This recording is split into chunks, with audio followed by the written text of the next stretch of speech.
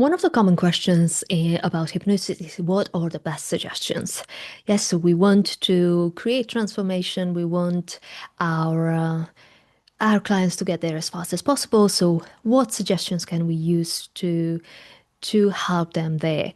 Hi, this is Noemi. So, I'm going to say instantly that ACH is not about giving suggestions. So, we prefer not to. And that's because, first and foremost, the suggestions and positive affirmations that we can give our clients are usually not as powerful as what, and when I'm saying usually, are basically not as powerful as what they could find for themselves when they get to a state where they can find the resources that they need, basically in trance. So when we don't work with hypnosis in the sense that we don't put them under, there's no hypnosis protocol that we would follow, like walking down the steps or an instant hypnosis technique. No, we start with a conversation. We start with the therapy. Basically, we want to understand what the problem is, and as we're talking about the problem, right, the symptom that they have come in with, we keep an eye on what it is that is contains unconscious information. So when is it that they go unconscious, kind of into mini trances, and then we ask about that. So basically, and once they have gone into trance, so it really depends on the person. So some people are stay more conscious throughout, whereas others might actually go into something that is considered a typical or archetypical hypnosis, kind of drooling on themselves, right? So we it doesn't matter. The transformation can come from either place.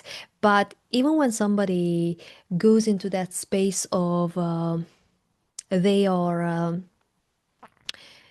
they are in trance. They are solving their issue.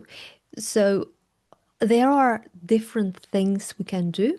For instance, we can talk or we can just stay in silence. I prefer staying in silence because I don't want to interrupt whatever is going on. Once they have got there, then they are going through resources, they are going through whatever comes up in their mind, whatever is needed to solve the issue beneath and behind the presenting problem, the symptom, right? So I tend not to. But if you wanted to give a suggestion, then you could, but you always want to test it. Yeah, so if you see that they react to something, then you might actually repeat that and repeat it and repeat it. However, if you don't see any reaction to it, then it doesn't speak to them. So I would not force anything on my clients because I know that what they can come up with, what they can find for themselves is much more powerful and it's going to be life-changing. Whereas if I were to give them suggestions and I were to give them solutions, then I would be limiting them. And that is not a good thing to do because the chances are that the problem will come up, or you just don't want them to have a resource that is subpar. Also, I think when we are giving suggestions, when we are telling people what to do, then resistance can come up because generally speaking, we don't like to be told what to do. And there is this misunderstanding that the subconscious mind does. No, it doesn't. Why would it? Yeah, so why would it? If that were the case, then any audio could work, right? So you just put yourself into hypnosis, so a free audio of the internet could help anybody, and it's not the case, right? So that means that Yes, it can be nice and relaxing, but if the problem persists, it hasn't worked because that's not how the mind works. So, to answer the question, we don't use suggestions. One thing that we use is process instructions. So, when we see that somebody is going into mini trance, when we see that they are there is some part of the conversation there that is unconscious, then we might use something like, there you go. That's a classic Ericksonian process instruction.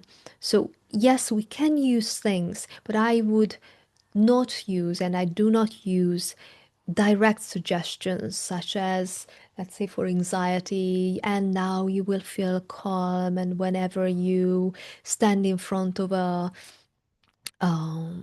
on stage in front of all the people or in front of your co-workers and you're giving a presentation, then you're feeling calm and composed and collected. No, because first and foremost, that is probably the symptom they have come in, and we don't want to solve the symptom. We want to solve the core issue. And the core issue is something that is accessible to the client, that they can get there and they can find the resources. Sometimes with ACH, we don't act, the, me as a therapist, I might not even know what it is that is the core issue. And it's not even it's not what we focus on, is not the point.